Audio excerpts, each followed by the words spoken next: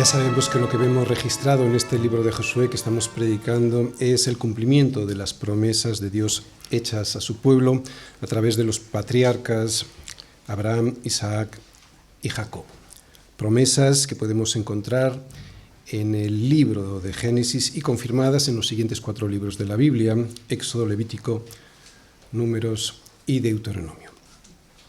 Son las promesas de un Dios único, del verdadero Dios creador de los cielos y de la tierra. Esto es algo que podemos descubrir nada más abrir el primer libro, la primera página de la Biblia. En el principio creó Dios los cielos y la tierra.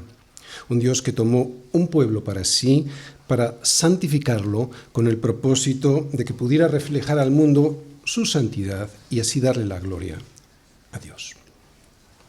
Pero para poder cumplir con ese propósito, primero tenían que expulsar a los que durante siglos habían estado pudriendo la tierra con su pecado bárbaro y degenerado. No había negociación con ellos posible. La destrucción debía ser total, el acuerdo con ellos era imposible. Esto es lo que Dios había determinado por ser pueblos violentos e impenitentemente idólatras.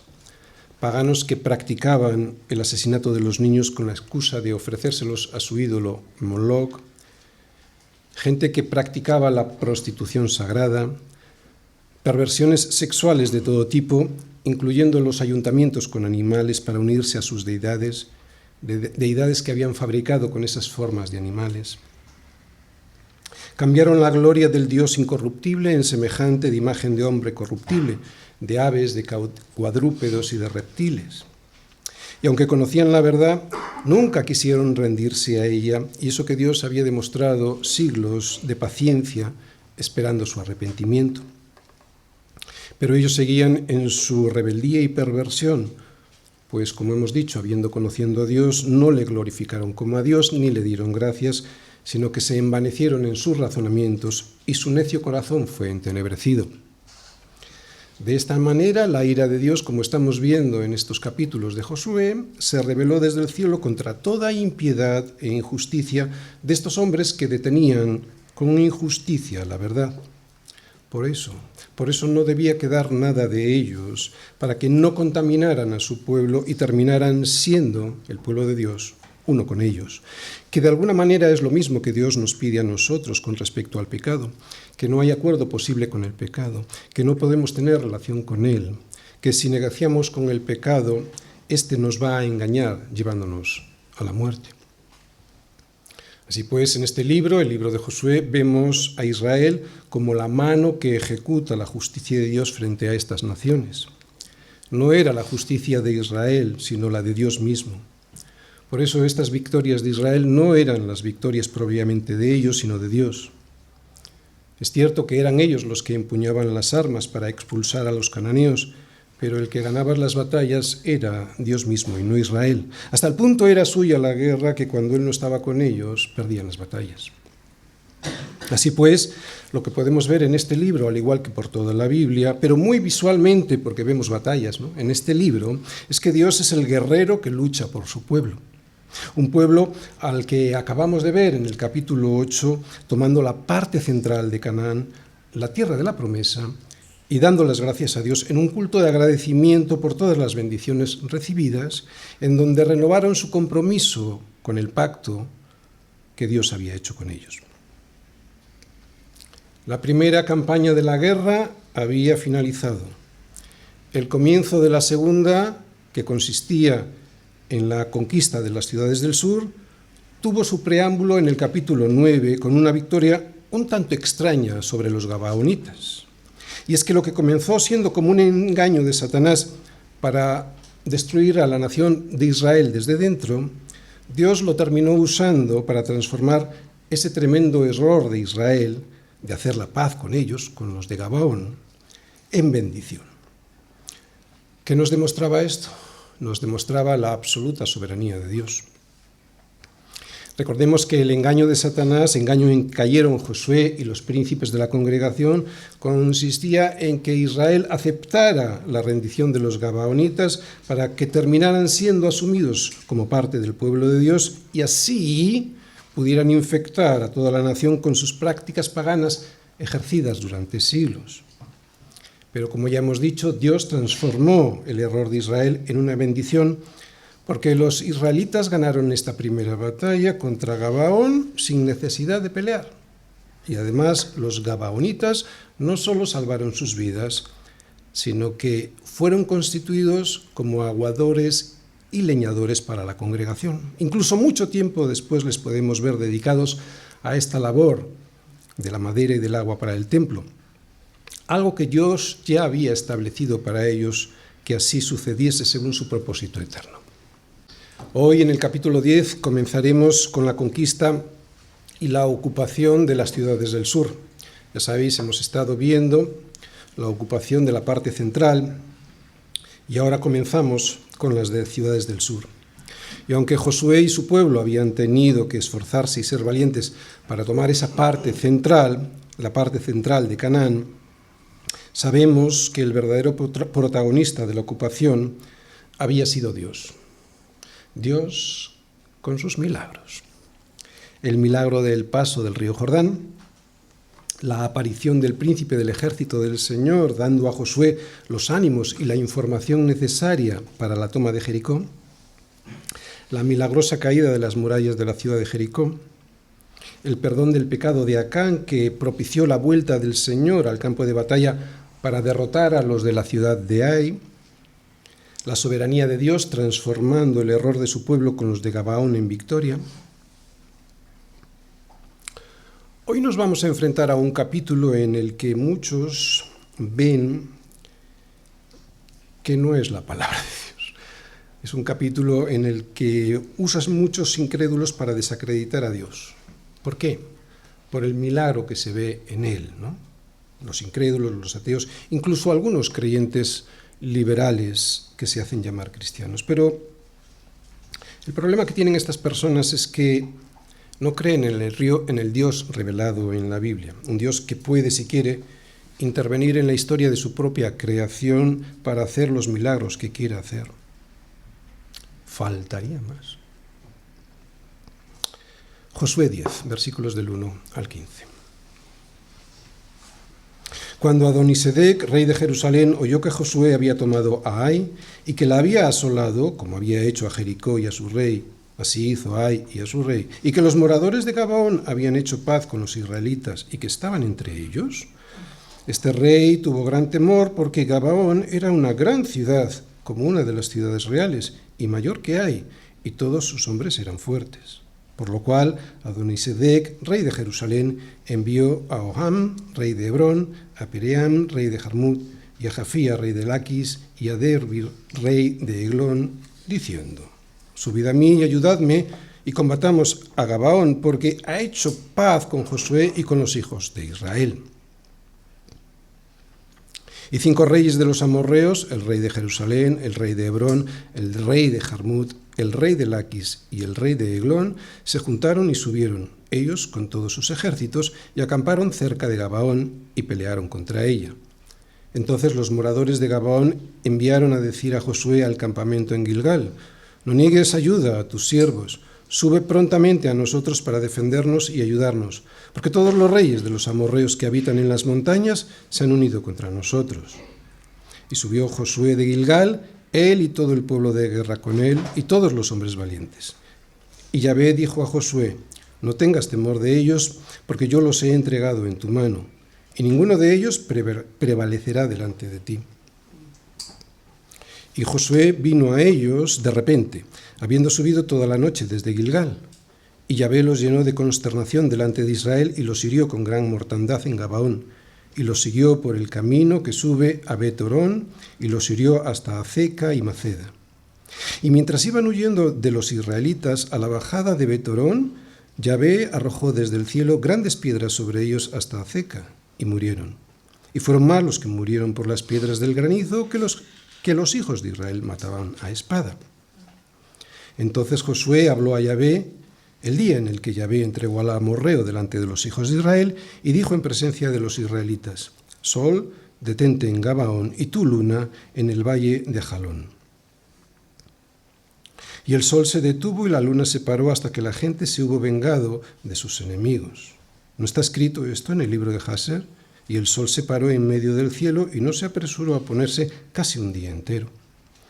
Y no hubo día como aquel, ni antes ni después de él, habiendo atendido Yahvé a la voz de un hombre, porque Yahvé peleaba por Israel.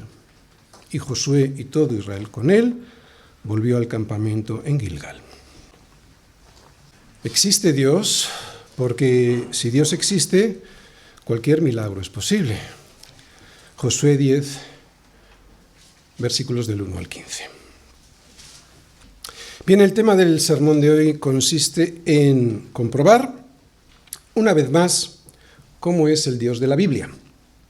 Un Dios guerrero que lucha por su pueblo, un Dios todopoderoso, un Dios que puede hacer cualquier milagro para que sus propósitos eternos se cumplan como siempre tuvo previsto. Un Dios que venció en la cruz a aquel que desea nuestra derrota, que es el mayor de todos los milagros que podemos ver por la Biblia, porque no hay mayor milagro en la Biblia que ver al Hijo de Dios vivir, morir y resucitar por su pueblo para llevarlo con él hasta la eternidad. Y este tema lo voy a exponer a través del siguiente esquema. Primera parte, introducción. ¿Por qué Dios hace milagros? Segunda parte, la coalición de la venganza, versículos del 1 al 5. Tercera parte, la petición de ayuda, versículos del 6 al 8. Cuarta parte, la victoria de Israel, versículos del 9 al 11. Y quinta parte, el milagro de la oración, versículos del 12 al 15. Primera parte, introducción. ¿Por qué Dios hace milagros? El problema que plantean los críticos con este milagro que se ve en la Biblia, que vamos a ver en el capítulo de hoy, el problema que plantean tiene una solución y está resuelto en el primer versículo de la Biblia. ¿Qué dice el primer versículo de la Biblia? En el principio creó Dios los cielos y la tierra. Todo aquel que no sea capaz de pasar de este primer versículo con fe de lo que lee es cierto, entonces entiendo perfectamente el problema que tiene con la narración de hoy. De hecho, entiendo que no pueda creerse en nada de la Biblia.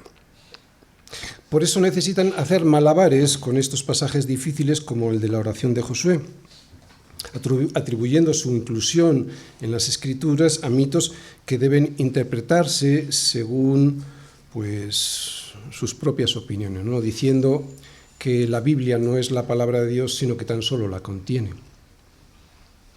Con esto pueden seguir diciendo que son cristianos interpretando la palabra de Dios según su propia opinión y no según los criterios que establece Dios mismo en su revelación, que la palabra es una unidad que se interpreta a sí misma. Entendiendo primero esto, que ninguna profecía de la Escritura es de interpretación privada, porque nunca la profecía fue traída por voluntad humana, sino que los santos hombres de Dios hablaron siendo inspirados por el Espíritu Santo. Lo que estas palabras del apóstol Pedro significan es que será el Espíritu Santo el que a través de otros pasajes arroje la luz necesaria para poder resolver los problemas de interpretación que puedan surgir cuando leemos la Biblia. Nunca nuestra propia opinión, por muy sensata que nos pueda parecer. Por ejemplo, ¿qué es lo que Dios le había dicho a Adán? Y mandó Yahvé Dios al hombre diciendo: de todo árbol del huerto podrás comer, mas del árbol de la ciencia del bien y del mal no comerás, porque el día que de él comieres, ciertamente morirás. Cuando habló con Eva, Satanás no negó que Dios dijera estas palabras. Lo que hizo fue tergiversarlas para darles el sentido que no tenían. ¿Cómo lo consiguió? Pues siendo él mismo el intérprete de la palabra que Dios había dicho. Mira, Eva, no vas a morir. Yo sé mejor que Dios lo que va a ocurrir si coméis. Y lo que va a ocurrir es que no solo no vais a morir, sino que sabe Dios que el día que comáis de él serán abiertos vuestros ojos y seréis como Dios, sabiendo el bien y el mal. ¿Os dais cuenta? ¿Os dais cuenta? Ya no es Dios el único referente válido de lo que es el bien y el mal. Ahora el referente de la verdad es Satanás. Y es aquí, a partir de aquí, cuando vino toda la desgracia de la humanidad. Qué peligro es convertirse en el referente de la verdad, aparte de lo que Dios nos dice específicamente en su palabra revelada. ¿Y sabéis por qué el diablo, el motivo por qué el diablo o cualquiera se pone en el lugar de Dios para interpretar lo que Él dice clarísimamente en su palabra? El motivo es para que Dios parezca irrazonable, indigno de ser creído y por lo tanto entonces ya pueda ser desobedecido. Claro. Claro, tú haces parecer a Dios algo irrazonable, algo indigno de ser creído, entonces ya puedes desobedecer. ¿Quién va a obedecer a un Dios indigno de ser creído? Esto es lo que hace el diablo en la iglesia cuando introduce este tipo de personas entre sus pastores y maestros. Así que cuando estudies la Biblia, lo que tienes que hacer es dejar que ella te hable por sí sola. No quites ni añadas nada como hizo el diablo con Eva. Compara escritura con escritura, porque la Biblia contiene los elementos suficientes para su propia interpretación. Confía en lo que Dios dice y no en lo que los hombres dicen que dice. Y esto es muy importante, porque el primer objetivo de la Biblia consiste en hacernos ver que Dios existe y después nos muestra quién es Él y quién es el hombre. Y si empezamos a dudar de la existencia de Dios o de cómo es Él, entonces ya no tendremos ninguna certeza a la que aferrarnos para andar por un mundo que nos quiere arrastrar hacia el engaño y la perdición. Y es que si no sabemos quién es Dios, un Dios todopoderoso, entonces no podremos saber quiénes somos nosotros. ¿Entendéis? La Biblia nos dice que Dios es poderoso, más aún todopoderoso. Y nosotros, necesitados. ¿Por qué tú y yo sabemos que somos necesitados? Porque vemos en la Biblia como referente de la verdad a un Dios todopoderoso. La Biblia nos dice que Dios es bueno y que nosotros no, que no hay quien haga lo bueno, ni siquiera uno. ¿Por qué hay gente que se cree buena? Porque no tiene como referencia la Escritura que te dice que no, que el único bueno es Dios. La Biblia nos dice que Dios es justo y que entre nosotros no hay justo ni aun uno. ¿Te das cuenta de la importancia de tener la Biblia tal y como nos viene para saber quién es Dios y por lo tanto conocernos a nosotros mismos? La Biblia nos dice que Dios es fiel y santo y nosotros fallamos constantemente en nuestra fidelidad y en nuestra santidad. La Biblia nos dice que Dios no fue creado y que nosotros fuimos creados por Él a su imagen y semejanza. Y la Biblia también nos dice que caímos y que en aquella caída destrozamos la imagen con la que Dios nos creó. Pero también la Biblia dice que Dios se ha involucrado en nuestro problema, amándonos de tal manera que ha dado a su Hijo unigénito para que todo aquel que en Él cree no se pierde, mas tenga vida eterna. En cada página de la Biblia vemos un milagro. Milagros que reflejan las acciones que Dios ha llevado a cabo durante toda la historia de la redención.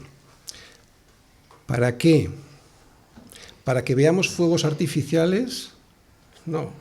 El propósito es para levantarnos de la caída o para sacarnos de situaciones que impidan que sus propósitos eternos se cumplan en nosotros. ¿Entiendes para qué son los milagros? Porque muchos quieren ver milagros para que su vida sea mejor, ¿no?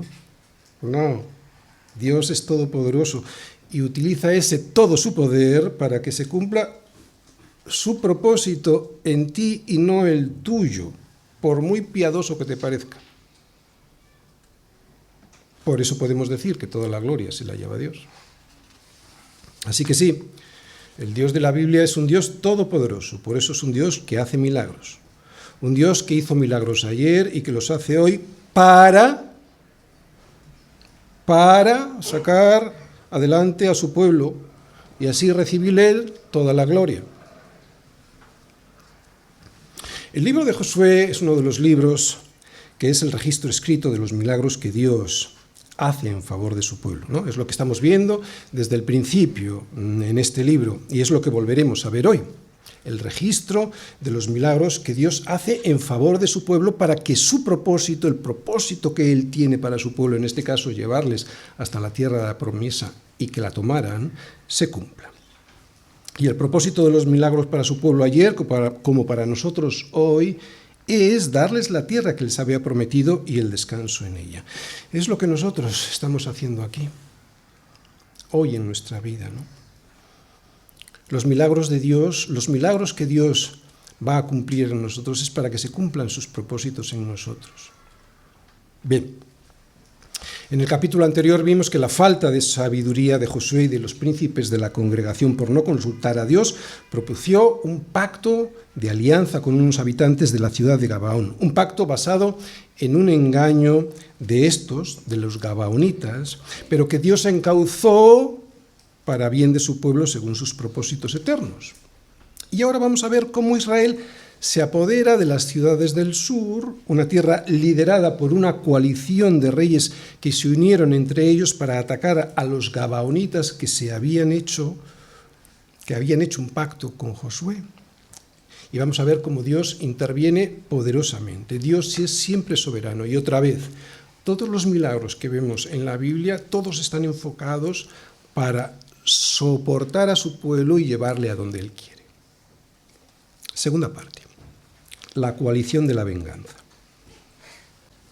Cuando Adonisedec, rey de Jerusalén, oyó que Josué había tomado a Ai y que la había asolado, como había hecho a Jericó y a su rey, así hizo a Ai y a su rey, y que los moradores de Gabaón habían hecho paz con los israelitas y que estaban entre ellos, este rey tuvo un gran temor, porque Gabaón era una gran ciudad, como una de las ciudades reales, y mayor que Ai, y todos sus hombres eran fuertes. Por lo cual Adonisedec, rey de Jerusalén, envió a Oam, rey de Hebrón, a Piream, rey de Jarmut, a Jafía, rey de Laquis, y a Debir, rey de Eglón, diciendo: Subid a mí y ayudadme, y combatamos a Gabaón, porque ha hecho paz con Josué y con los hijos de Israel. Y 5 reyes de los amorreos, el rey de Jerusalén, el rey de Hebrón, el rey de Jarmut, el rey de Laquis y el rey de Eglón, se juntaron y subieron, ellos con todos sus ejércitos, y acamparon cerca de Gabaón y pelearon contra ella. Muy bien, a Adonisedec, que es el rey de la ciudad que más adelante se convertirá en la capital del reino de Israel, le entró el pánico, le entró tal miedo en el cuerpo que tuvo que llamar a todos sus colaboradores. Le entró el miedo en el cuerpo al saber que los israelitas habían tomado Jericó y Ai, asolándolas, y que además, lo que era peor para su ánimo, que los gabaonitas habían establecido la paz con el agresor, traicionando el pacto que habían firmado con la coalición de reyes, porque los gabaonitas estaban en ese pacto. Recordad, en el capítulo anterior vimos que los heteos, los amorreos, los cananeos, los fereceos, los heveos, los jebuseos se concertaron para pelear contra Josué e Israel. Y la capital de los heveos, a tan solo 8 kilómetros de Jerusalén, era Gabaón. Así que habían hecho un pacto del que se habían desligado. Y el temor de este rey era comprensible, porque si Israel ya era peligrosa antes de la paz con los de Gabaón, ahora, y después de la alianza con estos hombres fuertes, ¿no?, de su antiguo aliado, ahora lo tendrían mucho más difícil para defenderse. Así que Adonisedec decide activar aquella coalición firmada con el resto de los aliados antes de que a estos se les ocurra hacer lo mismo que hicieron los de Gabaón, hacer la paz con Israel. Bien, vemos el imponente ejército que se formó con las ciudades del sur para combatir a su nuevo aliado, a Josué y a su nuevo aliado, ¿no? El nuevo aliado de Josué era Gabaón. Así que subió este rey con todos estos ejércitos hacia el norte para acampar cerca de la ciudad. Y al ver este despliegue militar desde sus murallas, los gabaonitas pidieron ayuda a Josué, que estaba en Gilgal, a unos 30 kilómetros. Las ciudades del sur subieron hacia Gabaón y desde Gabaón pidieron ayuda a Gilgal, que estaba a unos 30 kilómetros. Tercera parte, la petición de ayuda. Entonces los moradores de Gabaón enviaron a decir a Josué al campamento en Gilgal: no niegues ayuda a tus siervos, sube prontamente a nosotros para defendernos y ayudarnos, porque todos los reyes de los amorreos que habitan en las montañas se han unido contra nosotros. Y subió Josué de Gilgal, él y todo el pueblo de guerra con él y todos los hombres valientes. Y Yahvé dijo a Josué: no tengas temor de ellos, porque yo los he entregado en tu mano, y ninguno de ellos prevalecerá delante de ti. Muy bien, aquí vemos que Josué recibió una llamada de auxilio y que cumplió con su compromiso. Esto es lo que vemos, básicamente. Primera enseñanza. Josué es fiel a la palabra dada. A pesar de que los gabaonitas le habían engañado en el pacto que firmaron, él se mantiene fiel. Incluso fiel en una situación mucho más complicada que las anteriores, porque no solo se va a enfrentar a una ciudad. Hasta ahora hemos visto cómo Josué se iba enfrentando de ciudad en ciudad. No, ahora se va a enfrentar a una coalición de poderosos ejércitos comandados por un rey herido en su orgullo. Era una liga de todas las ciudades del sur de Canaán contra Josué y su ejército. Pero vemos que el Señor se presenta a Josué para darle ánimos y decirle que ya había ganado, que le entrega la ciudad en su mano y que ninguno de aquellos enemigos prevalecerá contra él. Y aquí tenemos la segunda enseñanza. La primera es que vimos que Josué fue fiel. La segunda es la siguiente.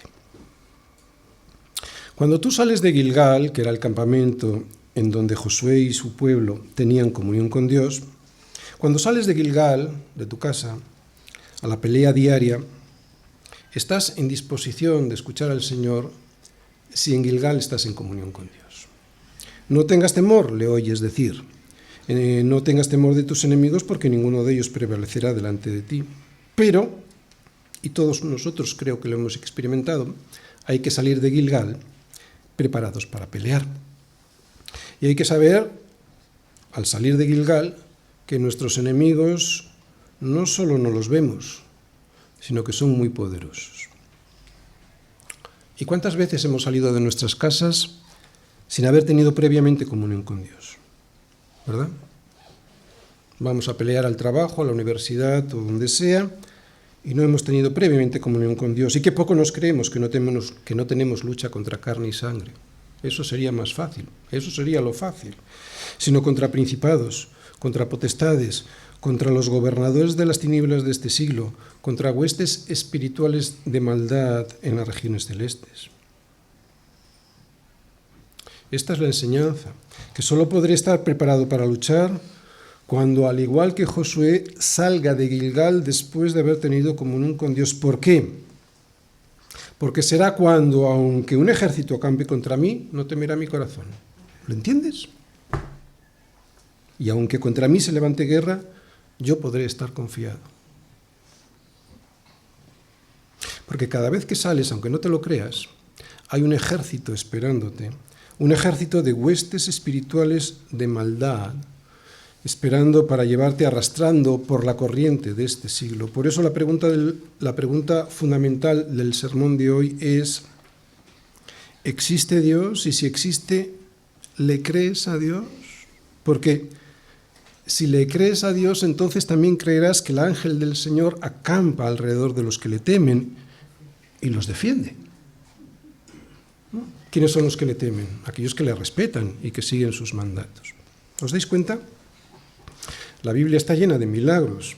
En cada línea que lees puedes ver uno. Y esos milagros son, y siempre tenemos que tenerlo en cuenta, para poder llevarte de vuelta a casa de tu Padre que está en los cielos. Ese es el fin de los milagros, que el propósito de Dios se cumpla en tu vida dándote la victoria sobre el pecado que todavía hoy te está asediando a las puertas de Gabaón. Cuarta parte. La victoria de Israel. Y Josué vino a ellos de repente, habiendo subido toda la noche desde Gilgal. Fijaos lo que he ido subrayando. Y Yahvé los llenó de consternación delante de Israel, y los hirió con gran mortandad en Gabaón, y los siguió por el camino que sube a Betorón, y los hirió hasta Azeca y Maceda. Y mientras iban huyendo de los israelitas a la bajada de Betorón, Yahvé arrojó desde el cielo grandes piedras sobre ellos hasta Azeca, y murieron. Y fueron más los que murieron por las piedras del granizo que los hijos de Israel mataron a espada. En el versículo 7 vemos que Josué subió desde Gilgal, ¿no? Él y todo el pueblo de guerra con él y los hombres valientes. Allí vimos que Josué no se demoró en la misión. Llegó a ellos de repente. Sin embargo, este texto es muy claro al explicarnos que la victoria es del Señor. Fijaros lo que está subrayado. Fue Dios quien los llenó de consternación. Fue Él quien los siguió por el camino. Él quien los hirió y Él quien arrojó granizo sobre ellos. Es evidente que fueron los israelitas quienes se enfrentaron personalmente, sin embargo, fue Dios quien confundió la mente de sus enemigos, los siguió, los hirió y quien de nuevo hizo otro milagro, arrojar desde el cielo grandes piedras sobre ellos. Por eso la victoria, más que de Israel, es de Dios. Primera enseñanza de este pasaje. Responsabilidad del hombre. Josué no se demoró en su misión. Él no esperó a que amaneciese, sino que fue a la ciudad caminando toda la noche junto a los suyos. ¿Cuántas veces nos quedamos en casa esperando a que el Señor haga desaparecer los problemas que nos acucian, pero no salimos a pelear, aunque sea en oración, para que el Señor los siga, los hiera y, si es necesario, arroje piedras de granizo sobre ellos, ¿verdad? En Romanos 12, Pablo nos habla de los deberes cristianos y allí se nos dice, entre otras cosas, que en lo que requiere diligencia, y la obra del Señor requiere que seamos diligentes, en lo que requiere diligencia no seamos perezosos, sino que seamos fervientes en espíritu sirviendo al Señor. Dios mío, si muchas veces llegamos tarde a las reuniones porque no somos diligentes en lo más sencillo que se nos pide hacer en esta guerra que tenemos por delante, ¿verdad? Que es asistir al culto en donde le damos la gloria a Dios. Primera enseñanza de este pasaje, responsabilidad del hombre. Debemos ser diligentes en la obra que tenemos encomendada. Segunda enseñanza, soberanía de Dios. Sí, Josué no se demoró en la misión y esto provocó sorpresa en sus enemigos, ya que no esperaban una respuesta tan rápida. Para ganar esta guerra que tenemos todos contra nuestro pecado, contra el mundo y Satanás, debemos ser diligentes y fervientes en espíritu, sirviendo al Señor, responsabilidad humana. Pero es, como hemos leído, el Señor quien los sigue, el Señor quien los hiere y el Señor quien arroja granizo sobre ellos, soberanía de Dios. Las dos, responsabilidad del hombre y soberanía de Dios, se combinan en estos versículos y en toda la Biblia para hacer la obra de Dios. Él lo quiere así y es un privilegio que Él lo quiera así. Responsabilidad del hombre, soberanía de Dios. Tercera enseñanza. Todos hemos sido llamados a pelear. En el versículo 7 vimos que no solo fueron algunos, que fue todo el pueblo de guerra con Josué. Todos hemos sido llamados a la obra y por lo tanto todos tenemos un puesto en la iglesia para hacer lo que tenemos que hacer. Nadie puede presentar excusas para no servir al Señor. A todos se nos han dado dones para poder hacerlo. Y si no lo hacemos, entonces nos será demandado. ¿De acuerdo? Responsabilidad del hombre, soberanía de Dios, y todos hemos sido llamados a pelear. Quinta parte. El milagro de la oración. Entonces Josué habló a Yahvé el día en el que Yahvé entregó al amorreo delante de los hijos de Israel y dijo en presencia de los israelitas: Sol, detente en Gabaón y tu luna en el valle de Jalón. Este era el valle donde tenía lugar la batalla. Versículo 13. Y el sol se detuvo y la luna se paró hasta que la gente se hubo vengado de sus enemigos. ¿No está escrito esto en el libro de Jaser? Y el sol se paró en medio del cielo y no se apresuró a ponerse casi un día entero. Y no hubo día como aquel, ni antes ni después de él, habiendo atendido Yahvé a la voz de un hombre. Porque Yahvé peleaba por Israel.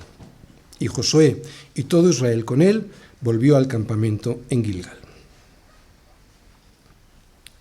Bien, antes de continuar, y aunque no hemos dejado de ver milagros en este libro, los tres más importantes por su espectacularidad son el paso del río Jordán, la caída de las murallas de la ciudad de Jericó y este en el que el sol y la luna se separaron, así lo dice el texto, para que el ejército de Josué pudiese disponer de más luz para acabar su tarea.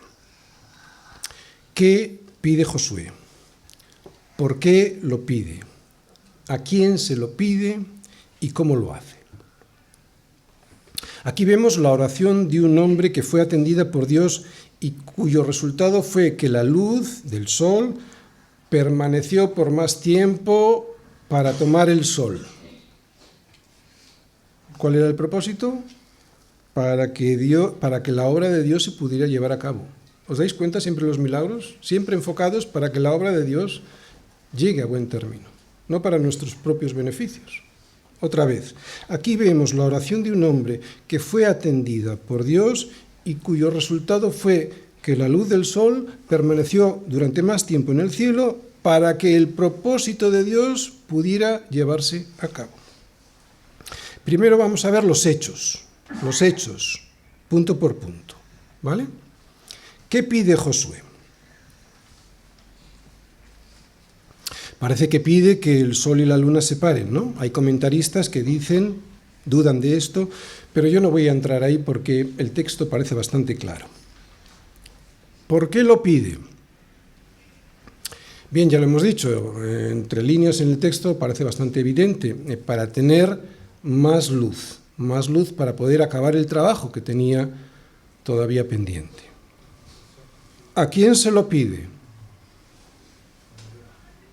En el versículo 12 vemos que Josué le habló al Señor, así que está claro que este milagro se lo pide al Señor. Pero, ¿cómo lo pide? Aunque la oración iba dirigida al Señor, podemos ver una orden directa de un hombre a unos elementos que están solamente bajo el control de Dios. Por eso, el autor de este libro, el libro de Josué, le parece asombroso y dice: no hubo día como a él, ni antes ni después de él, habiendo atendido Yahvé a la voz de un hombre. Lo que hizo que aquel día fuese extraordinario no fue que hubiese más tiempo de luz. Otra vez. Lo que hizo aquel día extraordinario no fue que hubiese más tiempo de luz, sino que Dios escuchó la voz de un hombre. Este es el verdadero milagro. Es cierto que no se trataba de una oración cualquiera, pero iba dirigida a Dios. Y otra vez, ¿dónde está lo realmente asombroso? Pues lo milagroso es que Dios responda a la oración de un hombre. Es un milagro que Dios nos escuche y nos responda. ¿Quién como el Señor nuestro Dios, que se sienta en las alturas, que se humilla a mirar en el cielo y en la tierra? Otra vez, ese es el milagro. Es un milagro que podamos invocar a Dios y que Él nos responda. El resultado de la oración. Bien, es muy importante esto que vamos a ver aquí. Josué era un hombre de fe y sabía cuál era la voluntad de Dios. Es muy importante saber cuál es la voluntad de Dios a la hora de orar, porque será esto lo que define la verdadera oración. Claro, Santiago nos lo dice, en Santiago 4:3 nos dice que pedimos, sí, pero que no recibimos lo que pedimos porque pedimos mal. ¿Y por qué pedimos mal? Pues pedimos mal porque pedimos para gastar en nuestros deleites. Otra vez, ¿os dais cuenta? Dios no está comprometido con mis ideas. Él no está sometido a mis caprichos. Josué pidió para que la voluntad se pudiera llevar a cabo, y eso lo pudo hacer porque tenía claro cuál era la voluntad que se había revelado en su palabra ya dada. Josué ya sabía cuál era su misión, ya sabía cuál era la voluntad de Dios. Pudo pedir lo correcto porque tenía claro cuál era la voluntad de Dios revelada en su palabra. La batalla parecía ganada, pero existía el peligro de que el ejército enemigo se reorganizara y el resultado pues se diera la vuelta. Así que había que terminar la tarea que Dios les había encomendado. El versículo 14 nos muestra hasta qué punto Dios está comprometido con sus promesas. Él inclinará su omnipotencia luchando por los suyos. ¿Cuándo? Cuando siguen su voluntad, cuando hacen su obra y cuando buscan su gloria. Otra vez, porque es fundamental esto. Dios nos muestra en el versículo 14 hasta qué punto está comprometido con sus promesas. Y Él va a inclinar toda su omnipotencia luchando por los suyos cuando estos siguen su voluntad, hacen su obra y buscan su gloria. Y todo ello a pesar de lo difícil que pueda parecer la batalla. La prioridad de Dios en esos momentos era la aniquilación del mal de los amorreos, y si lo aplicamos en nuestra vida, la prioridad de Dios para nosotros es la destrucción del pecado y de la rebeldía que tenemos en la tierra de nuestro corazón. Y si vivimos en Cristo, nos daremos cuenta perfectamente que el mal sigue acechando nuestro corazón. Solo estando en Cristo uno tiene el corazón sensible como para saber esto. ¿Cuál es un corazón que está en Cristo?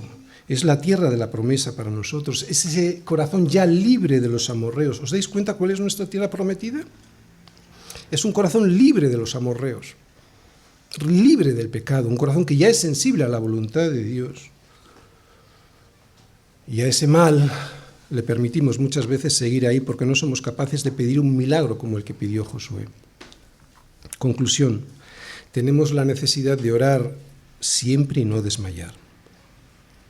Hasta aquí los hechos. Vamos a entrar en la polémica. La polémica. La gente busca desacreditar a Dios con milagros que son imposibles. Pero ¿qué milagro es posible a los ojos de la razón humana? Claro, si fuesen posibles a los ojos de los hombres, entonces ya no serían milagros. El autor de este libro era consciente de este peligro. Por eso nos dice que este milagro también estaba registrado en el libro de Jasher, que es un libro que también aparece mencionado en el segundo libro de Samuel, capítulo 1, versículo 18, y es un libro que no se conserva en la actualidad, pero se supone que este libro registraba las crónicas de las guerras de Israel. Estamos frente a un pasaje que muchos pretenden usar para desacreditar a Dios diciendo que la Biblia contiene un error, o por lo menos que no dice toda la verdad, al decir que el sol se paró cuando en realidad es la tierra la que se mueve. Te dicen, eso ya lo sabe hoy todo el mundo, la Biblia se equivoca, el sol no es el que se mueve, por lo tanto es difícil, muy difícil que el sol se pueda parar. Para empezar, una cosa, la Biblia no es un libro científico, la Biblia no pretende descubrirnos los secretos de la naturaleza, sino los que Dios nos quiere desvelar a sus hijos sobre su carácter y su propósito para nosotros. La Biblia no contiene errores. Otra cosa es que a la hora de contarnos un suceso histórico, lo exprese como lo expresaríamos nosotros. ¿Qué decimos nosotros cuando vemos el sol por la mañana? El sol sale por el este. Aunque todos sabemos perfectamente que el sol no es el que se mueve, sino que es la Tierra la que gira alrededor del sol. Y aún así, ¿qué decimos? El sol sale. El sol se levanta por el este, ¿no? De hecho, en España tenemos una región que se llama Levante, porque es la región que primero ve salir el sol, pero no es el sol el que sale. ¿Sí? Y sin embargo lo tenemos en la geografía como el Levante español. Cierto que para hacer este milagro, tal y como lo vemos literalmente en la Biblia, Dios tenía que intervenir en su propia creación de una manera asombrosamente espectacular. Yo no sé si Dios lo hizo así o no, pero me da igual, ese no es el punto. La cuestión es que Dios sí lo puede hacer, porque Él, y no los que se burlan de Él, es el que creó todo de la nada. Dios puede hacer los milagros que quiera, faltaría más, como si le da la gana de apagar el sol o parar la tierra durante 3 meses seguidos. Por mucho que la ciencia diga que eso es imposible, y tienen razón, eso es imposible, y además sería una catástrofe, estoy de acuerdo, por mucho que digan eso, Dios es Dios. Y su mente y su poder no tienen nada que ver con nuestra capacidad para entender o para poder ejercer control y poder sobre lo creado. Se nos escapa. No podemos. Y como no podemos, no debemos. Por eso el problema con este milagro, como con cualquier otro milagro de la Biblia, no es si Dios lo puede hacer o no. El problema que tenemos los hombres es si existe un Dios como el que nos revela la Biblia, porque si ese Dios existe, entonces cualquier milagro es posible. Termino. Dios existe y es capaz de intervenir en su creación. No hay mayor intervención en su creación que la encarnación de nuestro Señor Jesucristo. No existe mayor milagro que este. Para que los milagros existan no tenemos por qué saber cómo los hizo Dios. Como tú no sabes cuál es el camino del viento, o cómo crecen los huesos en el vientre de la mujer encinta, así ignoras la obra de Dios, el cual hace todas las cosas. Puede que para los ateos o para los creyentes liberales sea lo importante, cómo Dios hace las cosas. ¿Por qué? Porque buscan desacreditar a Dios para no obedecerle, pero no para nosotros. Lo importante y más grave para nosotros es cómo podemos tolerar el mal en nuestras vidas con tanta ligereza. Eso es lo importante. La victoria puede ser nuestra gracias a aquel día que el Señor murió en la cruz. Día en el que hasta la luz del sol se escondió de la vergüenza por lo que le estábamos haciendo. Puedes ganar la batalla, pero para ello has de confiar en su soberanía y orar para que el sol se mantenga en el cielo el tiempo necesario para que puedas derrotar a todos tus enemigos. Te aseguro que si perseveras, no habrá día como ese, ni antes ni después, porque el Señor tu Dios habrá atendido a la voz de un hombre, porque es Él el que pelea por Israel.